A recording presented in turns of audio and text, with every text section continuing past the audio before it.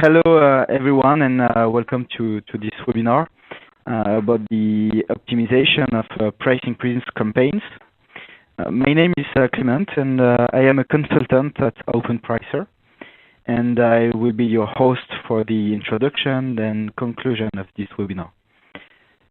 So let me move to the next slide. Please note that this presentation will be based on the example of the transportation industry, but of course you may derive and adapt the methodology to your own industry. These are the logos of some of our customers. As you can see, we have many customers in the transportation industry, including parcels, mail, and cargo operators.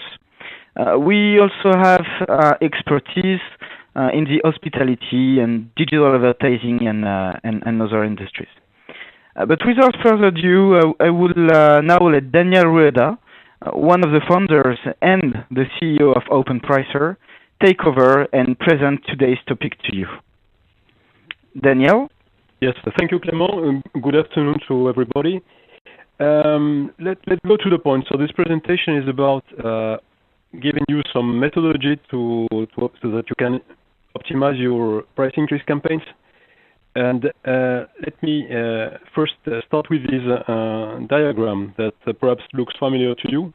This is a case of one parcel express operator, and it basically shows the relationship between the activity of any customer. So 1 point represents one customer, and you have here the volume of the customer, the shipments per month, and you have here the price per shipment, which is a basic metric. And you see that each point representing one customer, there is like a very high dispersion of prices. Some customers, let's call them S customers, like standard customers, they are in a normal relationship. So the higher the volume, usually, and the lower the price. However, you find a lot of customers which are in very strange positions, like this P, which means potential price improvement, which really have got a very interesting price for their volumes. And you got also at the top, let's say the R customers, which are the good, very good customers, that are why because they may have a retention issue. So this very simple graph shows really the problem of trying to harmonize and to rationalize the prices. So what are the 7 steps to manage the price increases? So to do it, you need to prepare data to normalize prices, to calculate peer prices, what we call peer prices, which means the price of similar customers. And you need to classify customers in different clusters.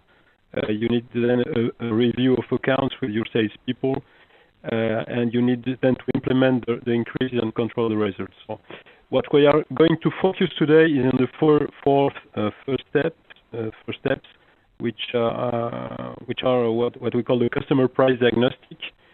And to start with, so what the intention here is try to differentiate the price increases and really identify yield improvement opportunities for each customer. Let's start by a very interesting thing is about the quantification of potential benefits of pricing. This is a quantification of benefits that we have done recently for one of our customers, which is a cargo operator. And you see that we have quantified total benefits of 9.5 million, which represent 2.12% of revenue. So these are the benefits which can be generated by, let's say, price improvement initiatives. And you see different areas where you can really improve your revenue and your profit. Out of the total of 9.5 million, 30% represent improving the quotation of new business, or being more precise about the quotation of new business. 15% about the pricing process efficiencies and eradication of billing errors. 13%. trying to manage properly the compliance of customers to what has been defined in the contract, 3%. But then you have some initiatives that are really dependent on this exercise of customer price diagnostic. And we found that more than nearly 4 million out of these 9.5 million, so basically 0.85% of the revenue of this operator could be improved by re-rating customers which have low prices, so what we called before the customers. Some cost savings for some customers that are generating too high costs, and also improving customer retention, identifying those customers which have a price which is high compared to the others and can be a good target for the competitors. And then also improving the share of wallet of the customer, which means what is the share of wallet is the quantity of the total business of the customers that is given to you. So customer pricing diagnostic represents a very important percentage of the benefits that you can derive by improving your pricing initiatives. So let's start by the first step, which is the data preparation step. What type of data you need to do the customer pricing diagnostic? So basically, the basic data is the billed shipments, or an extract of all your shipments with the price of the shipment, the product code, the account ID, and also all the pricing dimension values like origin, destination, weight, all the values that will permit to calculate a price. Okay, so it depends on the price, but usually in the transportation industry, the price depends on the origin, destination, and the weight. Then the second type of information is the customer segmentation attributes. So it depends on the company, but usually the total revenue is an important attribute to define if the customer is a big one or a small customer.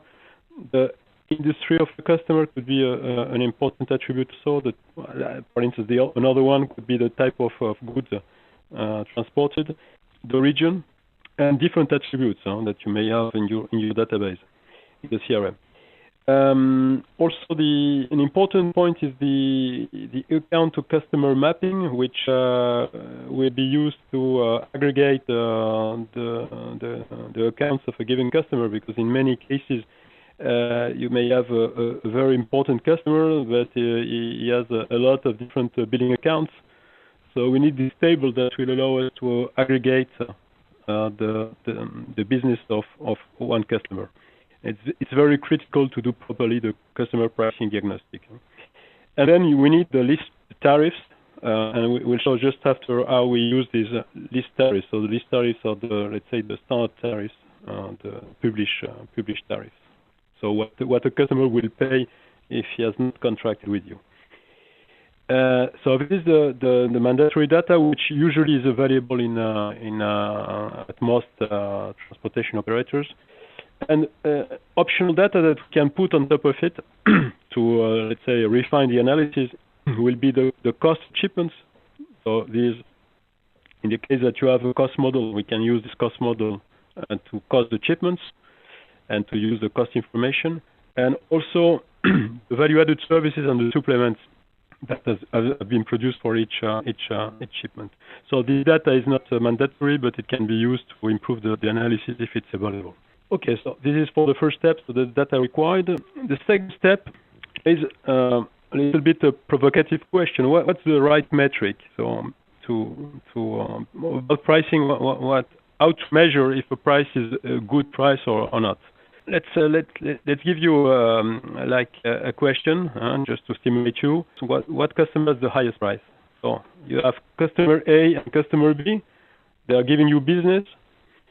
Customer A has a price per shipment of 24.18. Customer B has 19.21. So if I ask you what's the customer which has got the best price for you, the highest price, of course you tell me is customer A. It's an obvious answer. Okay. Now, if I give you this other information, that now the price per kilo of customer A is is 242, and price per kilo of customer B is 640. So then it becomes a little bit tricky because the best one in terms of price per kilo will be the second one. So which is the best one? Customer A, customer B. Guess which is the best one? In fact, they are absolutely identical. They are the same price level. So what we call the price index. So this little question just to show you that in fact you need really to use the right metric, and price per kilo and price per shipment, which are usually the two metrics that are mostly used when you try to estimate the performance of a customer, are not good metrics. The good metric is the price index that I will just present after. So what is the price index? The price index is the ratio between the billed revenue, so what the customer is paying, the net revenue that is paying, divided by the list price revenue. So the list price revenue would be the revenue that he would pay if you charge him with the list price, the published tariff. Let's take an example. So just to clarify the concept, very simple example, a customer with a price index of 80% means that basically he's got a 20% average discount versus the list price. So it's very easy. If you have a customer with 20% discount, average discount, it gives you 80% price index. If it got 30% discount, it will have a price index of 70. What's the interest of this price index? The price index allows to compare the customers which have very different patterns in terms of shipping profile. So you may be able to compare customers which have different products, even if you have a customer and you want to compare, for instance, a parcel product with a cargo product, or even a warehousing services, you will be able, for each one of these products, calculate the list price, calculate the price index, and then to aggregate the information. So you can compare with it really customers which have different product mix, which have different weights, which have different origins and destinations, which is not so easy if you're talking about price per shipment or price per kilo. So this is the real benefit of this index. So the price index may be based on freight charge only, so transportation service only, or it may include value-added services or supplements. So it depends on what you want to do. But what we are going to do in the next slide is to focus only on freight charge. Okay, so I hope the concept is now clear. So let's move on. There are, of course, it seems easy concept, but to use it properly in this customer pricing diagnostic, we may face different challenges. For instance, a typical challenge will be to use a realistic list price by product and origin destination. So just to give you a sense of the issue, if we take this is the case of a cargo operator, so it's an international cargo operator. And this operator has different products, different origin destination, and we have calculated for different couples of origin destinations the average price index observed. For instance, for product groupage, so groupage in this case is shipments below 2.5 tons from UK zip code RG to Norway with these zip codes. Average price index 47%. So it means that the average discount is 53%. So okay, this is one example. So second example, part load now. So another product, origin Italy. So this zip code in Italy to Sweden, 90%. Which means that in the second line of business, in this second origin destination, there is a very limited discount. So let's say that the list price is most of the time applied. There is no discounting.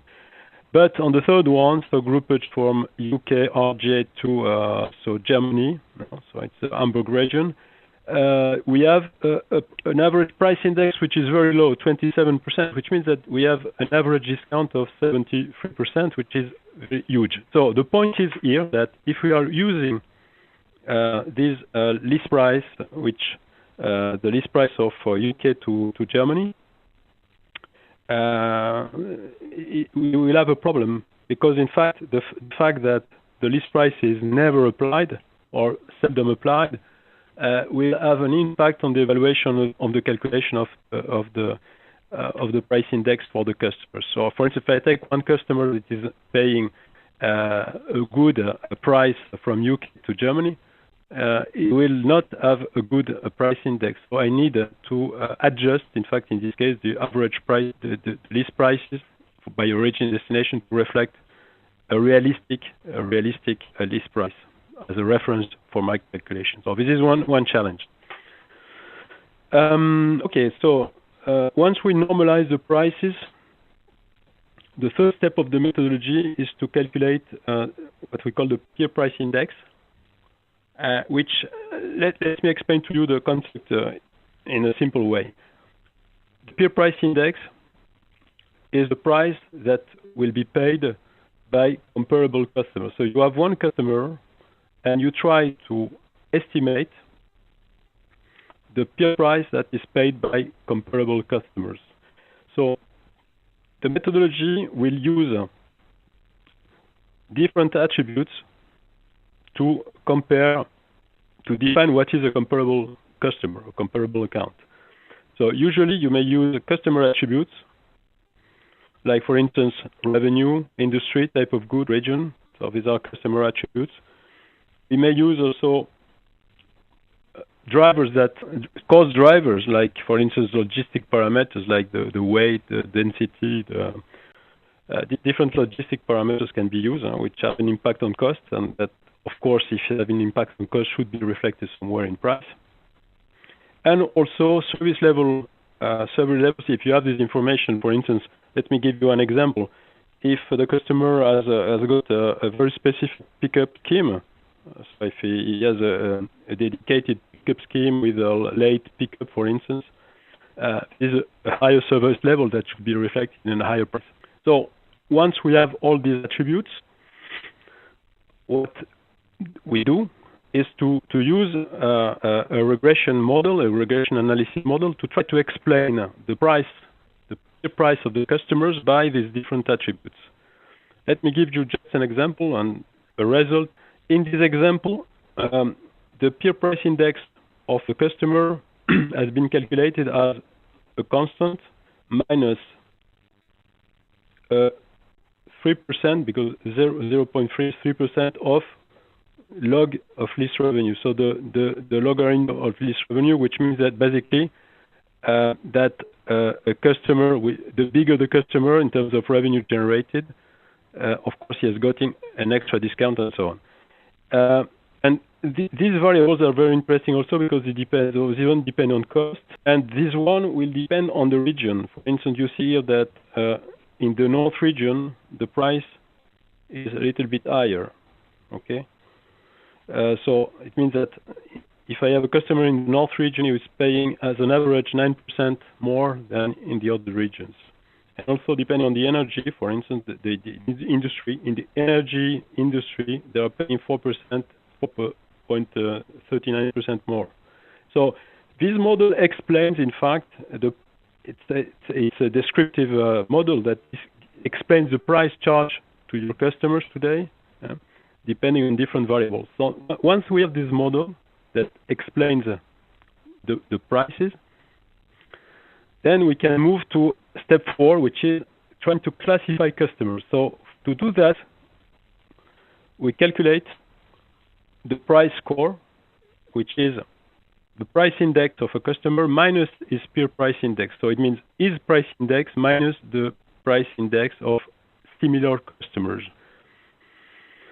So this is the residual or the error of the model. So if I have let me explain it simply. If I have a positive price score, it means that the price paid by my customer is superior to the price of similar or customers.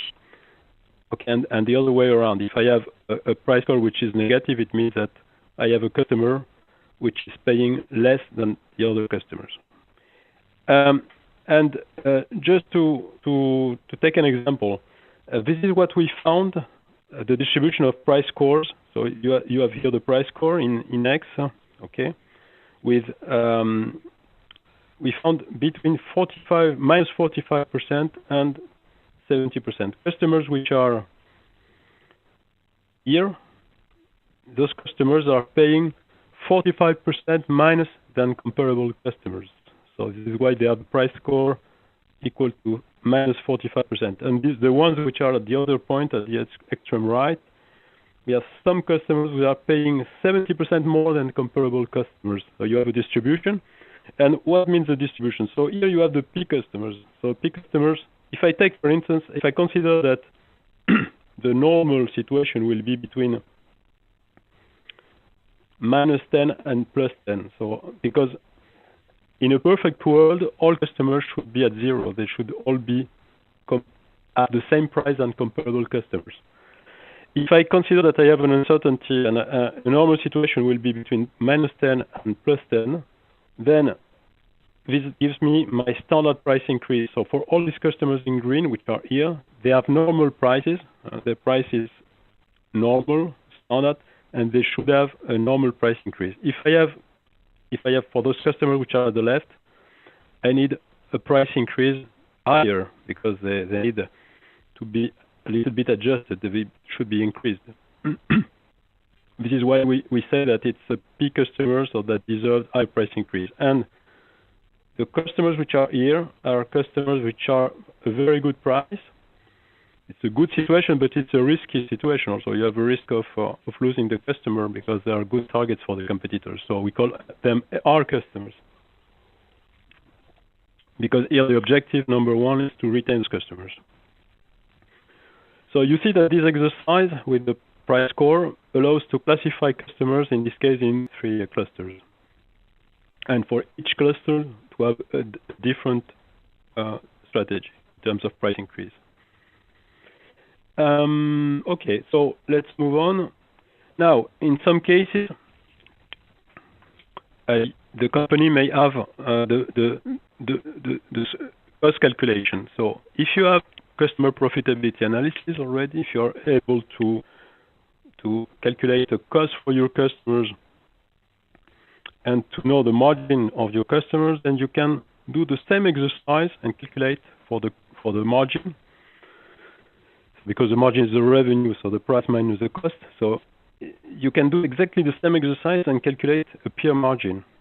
Usually a peer margin will depend on customer attributes, logistic parameters or attributes like weight and so on, and service level. So the same type of methodology can be applied to derive a peer margin and then to calculate the margin score. So here again, what's the margin score? So margin score is an indicator that shows if the customer has a margin which is higher than comparable customers or lower than comparable customers. It doesn't mean so the margin score, if I have a margin score which is negative, for instance, it doesn't mean that the customer is not profitable. It means that he's less profitable than customers which are similar in terms of volume, in terms of region, in terms of industry. So if you got this cost model, then we can have a two-dimension view of your customers. Not only one dimension, but two dimensions. So we can calculate the price score, which is the first dimension that we have seen before. So if it's at the right, customers which have a very good price. At the left, they have a lower price than peers. And the other dimension, which is the margin score. So let's cluster these customers in this case in 4 categories now. First category, the same, the P, which have a higher price increase. We put a limit of -10, so it means that we consider P in this case, but it's up to you to define the limit. That if the price score is below -10, we need to correct the situation.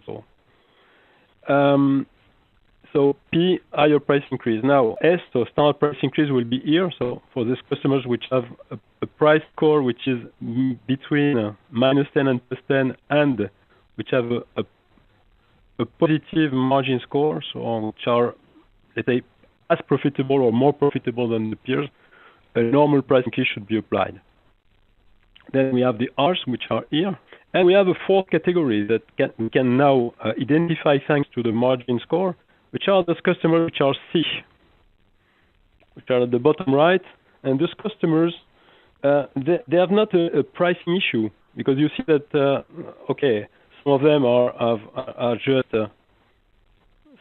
just here around a normal price score, but some of them, for instance, you see this one, for instance, that have a positive price score, which means that they have a price which is higher than comparable customers, but at the same time they have a margin problem, which means that they have cost of operations which are higher than the cost of operations of similar customers, and perhaps these customers are not good for your network because they generate too high costs.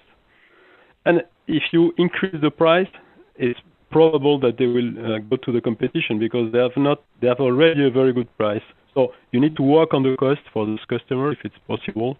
Try to reduce the operational cost, or if it's not possible, it means perhaps that these customers are not really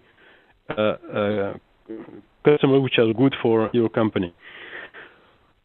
Okay, so you see here what we can do if we know the cost of your customers.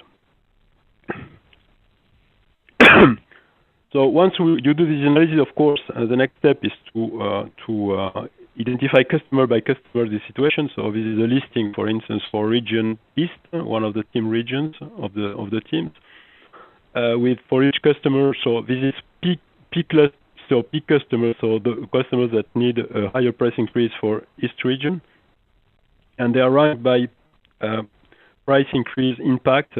So this is the amount at the right column. It's the amount of revenue that could be generated by a price increase of 10%, so a price adjustment of 10%. Of course, this is on top of your regular price increase. By 10%, it's more a matter of strategy. The method will not tell you if you need really to go for a 10% price adjustment, a 5%, or a 15% or more. And the other point is that these price adjustments must be done in several years, because, of course, if you cannot pass a 10% price increase on top of your regular price increase at once. So you need to do it in several years. So it's more a matter of strategy. It's also a matter of knowing the situation of the market. Of course, if the market is very tough, it would be very difficult to pass a very price adjustments of this magnitude. So, but at least the methodology will give you the evaluation of really what should be done to correct the current situation. So the next step, it's what you call the qualitative phase. The objective here is to region by region, so sales team by sales team, and take a look at the reality of the account and to have a review of accounts. The objective is to try to explain the identified price gap that has been identified, or margin gap. If you have the cost information, you need to review the customer profitability. If you have the contracts that have been signed with the customer, and if these contracts mention a target in terms of volume or revenue for the customer, you need to take a look at the compliance with the contracts in terms of revenue, in terms of volumes. You need to take a look also at the competitive landscape, if it's difficult or not difficult, if you're in a good position. If the customer is happy with your service, if he's happy with your service, it will be more easy to pass a price increase, and he's not happy with your service. So you need to take a look at all these factors. Another important factor is the potentiality to increase the share of wallet with the customer, because some customers will give you only a subset of their business, and you can also take a look at if it's possible to cross-sell, so to get other business from the customer, and in this case to use pricing as a way to give a better price for the rest of the business and improve at the same time the revenue from the customer. in some cases, this may have a big impact on profitability and on the price analysis also. And you need, at the end, to evaluate the risk of losing the customer if you apply the price increase. So once you do this qualitative review, and this review, of course, implies the sales team, then you need to decide to implement the price increase. And our experience is that out of the 100 recommendations of price increase that comes from out of the, let's say, the customer pricing diagnostic, approximately 50% of the recommendations are usually implemented after this qualitative phase. So the quantitative phase, or the first 4 steps, will allow to identify situations, define targets, and then after the review, there will be a drop down because you will realize that in many cases it's not possible to implement. However, in 50% of the cases, usually there is a decision to implement a price adjustment, not in one time, but in several times in general.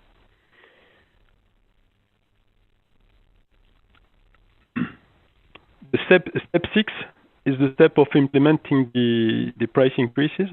And in this phase, you need to first to calculate exactly how much you will increase. So it's about defining really precisely the scheme of price increase that you will present to the customer. One comment here: we have not developed this topic, but in many cases, the price increase is a result of cost increases. So you will increase your prices because you expect for next year an increase of cost, or because you have observed a cost increase for this year and you want to take that into account for next year. In many cases, for international carriers, it's a case. These cost variations will be different depending on the origin destination, because if you are in an international environment, for instance, the exchange rates will have a huge impact. So in this case, it's necessary before implementing the price adjustment customer by customer to really define your new list price. And it's after the definition of the list price that you will be able really to define the precise price increase customer by customer. Another point which is very important is to set performance targets for your sales team and your sales people. And once you do that, it's to have a tool that will allow you to control the implementation of price increases. So you have here an example of our one of the functionalities of our software, which allow to. So this is an interface for the pricing manager, so pricing analyst, and you see that for these different customers, which are at the left, so here are the customers. So the second column is the initial price increase rates that have been defined, so 3%, for instance. And you see here that the salespeople recommended some exceptions to the initial objectives that have been defined. So in this case, you see for the first one, for Eastern system, the salespeople will want to apply only a 2% increase. And he put here a comment because the customer has additional volume to get. So maybe a case of being more aggressive in terms of price increase in exchange of an additional volume, and so on. So you see that these are the different increases. And here you have the buttons that will allow the pricing manager to accept or refuse putting some comments, let's say the exception requested by sales. So this is a workflow system with notification that allow to control, to have the visibility over the price increase campaigns and to control what's happening, and having at the end, let's say, the declarative results that the sales have been have communicated to the customer. So last step is the control of results. I think it's very important, as for any management process, to be able to measure the effectiveness of your price increase campaign. So the phase of control of results, so it's critical to know if you have done a good job. So how to define, to measure if your campaign has been successful? Of course, the most obvious way to do it is to measure the revenue growth that you have so between two periods. So of course, if you have one period P1, which is before the price increase implementation, P2 after, for instance, you can have P1, which is December this year, and P2 will be January next year. Just an example. You can take a quarter or even compare January 2014 with January of this year, for instance. But when you take two periods and you compare basically the revenue of this generated by the customers for these two periods, and if there is an increase of revenue, you say, okay, my sales guy has done a good job, and my price increase campaign has been effective. However, so this is the more simple way to do it. But however, you have to know that by doing that, you cannot isolate the effect of the price change from the effect of the volume change, because the customer could have a change of volumes of shipments, may have a change in product mix if he is buying different products. He may have a change in average weight and destinations and so on. So if you do this method, you cannot separate the impact of the price increase. To separate the effect of the price increase, it's a little bit more tricky. So we have developed a methodology to do it, which is based on the first step is the estimation, what we call the shadow tariff for the initial period. So let's put it this way: in many companies, when you evaluate your price increase campaigns, it's very difficult to collect from your invoicing system the tariff, which is actually charged to your customer. So what we do in this case is that we derive what we call a shadow tariff from the analysis of the shipments and their prices from that we collect for this step one data preparation, and we get an evaluation of the shadow tariff, which is not really a tariff, which is the proxy of a tariff. And what we do is that we simulate the shadow tariff on the shipment profile of the period P2, which is called S2, and then we have a revenue, so which is we call it R2 star. So R2 star will be the revenue generated for the period after the price increase by the tariff before the price increase. So you've got the method. So as a result, we may compare the actual revenue R2, so recorded after the price increase, with, let's say, the evaluation of the revenue by applying the previous tariff to the same period, and this gives the effective price effect.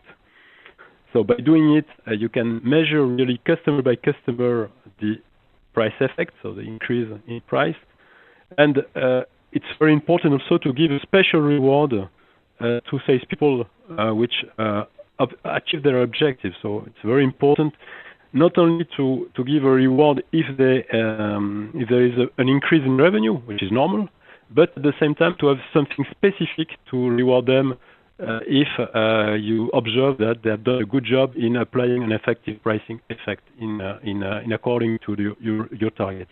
So this is very fundamental, because if not, we have observed, for instance, that if you don't put this type of rewards, salespeople may always find a good reason to come back to you and to say, no, it's possible to apply the price increase, going to lose the customer and so on. If they have a specific reward, they will be more punchy to defend the price increase.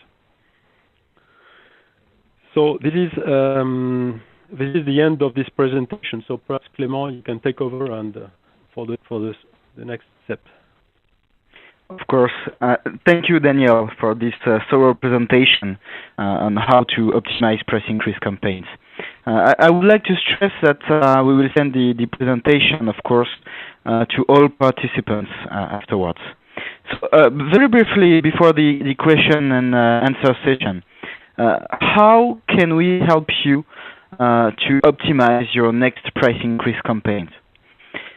So, well, we have three ways of helping you.